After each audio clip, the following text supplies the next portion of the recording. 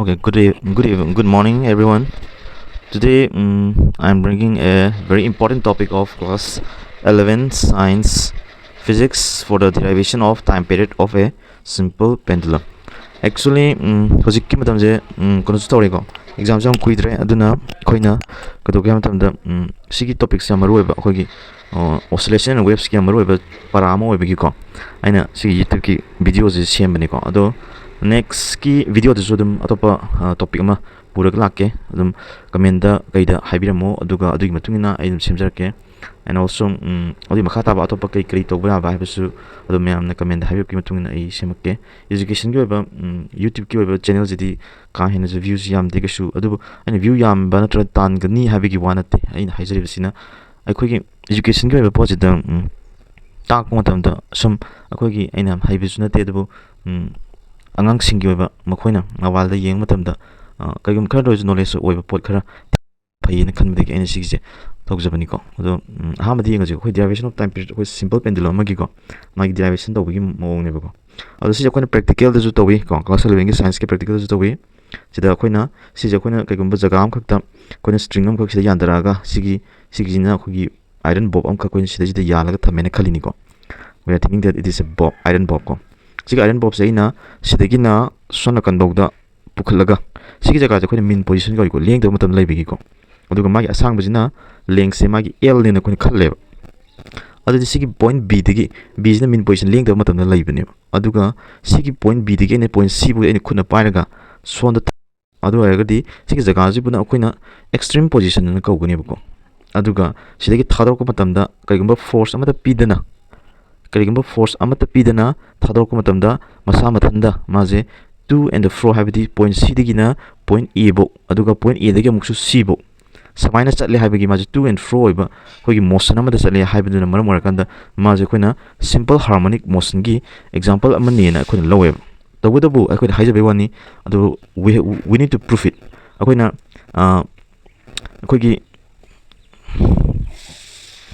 मागी प्रूफ तौनी दरकार ताएब अदुना मरम ओरकंदा प्रूफ तौ गेरगदि कदौनी हामदमदा सिगिजिदा आइना सिदा सिगिजे प्रूफ निको प्रूफ जम तंग येंगमिनेजेबको याना सिगी प्रूफ तौदिङारि मतमजे सिगी फिगर जान अंडरस्टैंड तौगम दरकार ताएबको अखोइना फिजिक्स तक गम मार्क पंगायगदि फिगर जिमा फजन येकपिरमबा अदुगा मागी साइड मागी ये figure जिगी Matang फजन make Seng हाबिरमबा अदुइबा तागदि ओजाना mark कंगागी मरम अमता लेतिबको अदुगा सिगी सिंपल पेंडुलम मा oscillating about it's mean position को सिगी पॉइंट बी गी अकोइबदा हजन हंदन माजे समाइना खोगी ऑसिलेट तौ हाबिगिने अदु सिदगी आइना पॉइंट बी सिबु चले सिबु सपजिदा कदोगा हमतन मागी स्ट्रिंग जिना मरम मरका स्ट्रिंग गे सामने एल ओरे अदु सिगी एंगल अमक लेसे थीटा लेरेको अदुगा सिगी बॉब सिगी अरुमबजिना कोइ वेट हाइर खनिको वेट से कइना पी गे हमतन दा वेट हेबजे w निको w न पी वेट से खदु खोइना खंगबदा w is equal to कई माने क्या होता है mg हैबिदी mass of the body multiplied with acceleration due to gravity weight हैबिदी body अमगी होंबा नाई हैदी earth लेबा मागी weight का थाले बाग तन प्रके anywhere अतोपम दस लेबा मागी weight का खेनगनी कई गिना सिगी g की value से होंबा जिना अदो सिजिना तोंगाना थंगरगा सिगी weight से सिदैजिदा सिगी body weight से mg ने मखा लाइजिको अदु तागदी mg जे खोइना vector concept अमखक सिदा लेरि खोइना component of a vector खोइना vector जे खोइना थुगाइबको माजे अनि थोन सोना कन साइतमा सोना कंदा सिगी mg जी की कंपोनेंट हमक mg को सेता ना लाइजे थिदा थेता ना लेबजे सिगी थेता जिगा मानै कमाय मानै न हमतमदा सिगी ob गा सिगी लाइन सिदा कोन स्ट्रेट ओना वेट हैबे स्ट्रेट ओना चले सिगी लाइन जिगा अनि जे पैरेलल ओरगदी सिगिना कोइना ट्रांसवर्सल ने ट्रांसवर्सल ओरगदी सि थेता जिगा मानने समाय तौदना सि थेता जि मानरबनिना कदुगा हमतमदा सिगी थेता जिदन थंब यारे अदुना सि थामपनि अदु सिगी अदु सिगी mg जी मागी कंपोनेंट अमक mg को सेताना सोना कन साइड को हाबिदी माइकै दो अदन साइड कंपोनेंट जी को सेता थमकनि अदु कमाइन लाके हाबिदी अनि ट्रायंगल अनि येगा एक्सप्लेन तब यायबको तबदबु होजिकी ओइनदी सिमाइन थमके अदुगा एक्सप्लेनेशन पामगना सिगी ओइना तोंगान सेमके अदुगा सिगी सोना कन साइड लेबिजना mg साइड ताने हाबिदी वेट मरकांदा माजे सोना कन लाइ हाइदनको द फोर्स तो सोना कन लाइ करिगिनो हम तम सिगी वेट से सिने मरकांदा सोना कन लाक कंपोनेंट मरका माजे सिगी एक्शन पोजीशन दी सोना लाकपनि अदु कंसीडर तौरिजे आयरन बो कक लौरे मागी वेट सिना मागी मास सिना m ओरे अदुगा माजे string am khakta ma je khoina attach tore aduga oscillate toge habni bako sigi point b ji gi akoi bida adagi di ma gi bob se sigi iron bob se ma je oscillate toge habe je khoina kai ka to ge ham tamda sida khoi paragraph ama nauna iri ko si point b di kaina point c point pukhlaka ma je samaina thada ba habdi khut se paira ga sumle madagi thadorpa adu tagadi sonda lai have aduna majina ai thadok matamda sonda lai lagadi mode ek toiba force kaina no ham to sigi horizontal habam ko sida yoji ko horizontal habdi sigi mg sin theta jini so horizontal ne ek tobus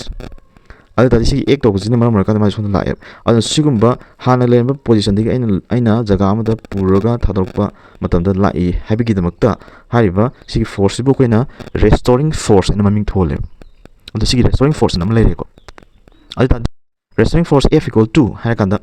sigi point B digi C bo aina purre C digi sono kan lai adudi aina purri ba maikai duga lai ba maikai jiga ani jiga duga amtanda they are opposite in direction opposite oye adu mamra kanda minus ma pe bisida aduga sigi F se force se kai manan ga amtanda mg sin theta ga manale mg sin theta adagi di khoina Newton gi law dagi second law dagi force equal to mass into acceleration habina m into e aina mass into acceleration ne ko adu mana hale adu sono kan makha ta dare adu m ji cancel togre a ji ke mana ga minus g sin theta ga manare adu sin equation number 1 adu gi muksu akoina sig triangle je sig triangle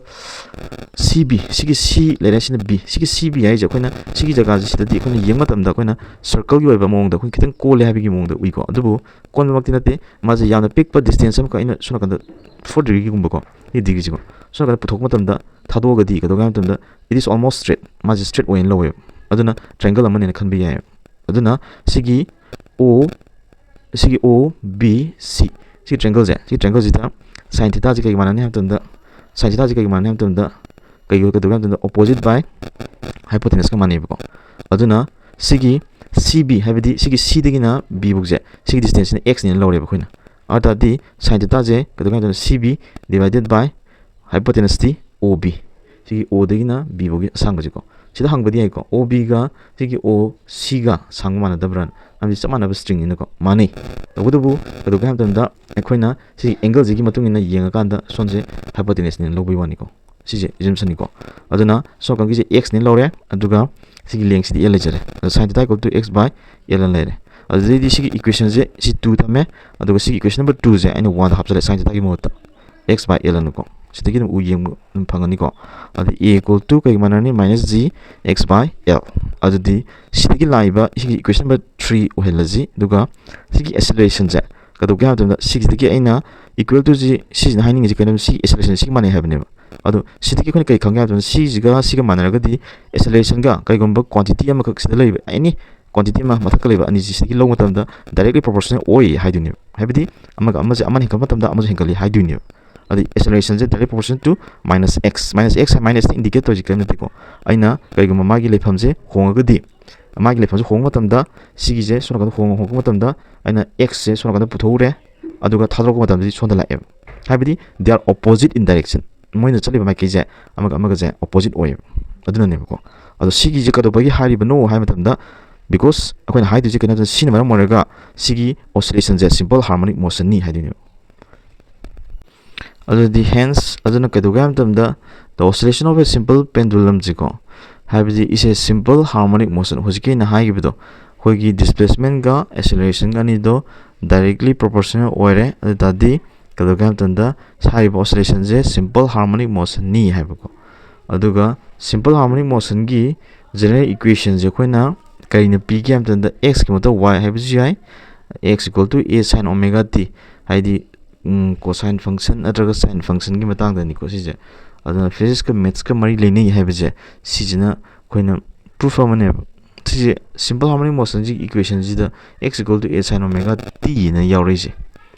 ado sin function wave function wosije cosine function hoigi sin gi moto cosine ibju jai ko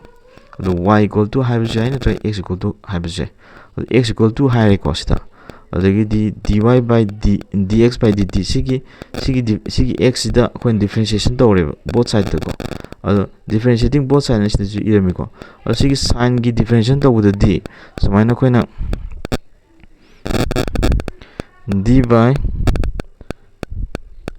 dt of sine of omega t sidadi ka dogan tamda koina sigi sine jan represent tawni ajidi cos of omega t si tare ko aduga sigi omega t je sije mkhagi t ji gidi man de den ko ajuna omega t tongan definition tawni d by dt of omega t